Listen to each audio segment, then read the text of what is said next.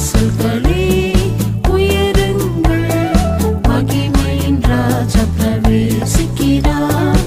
வாசல்களே உயருங்கள், மகிமையின் ராஜா பிரவேசிக்கிறார். சேனைகளின் கர்த்தராம் இவர், பராக்கிரமசாலி இவரே.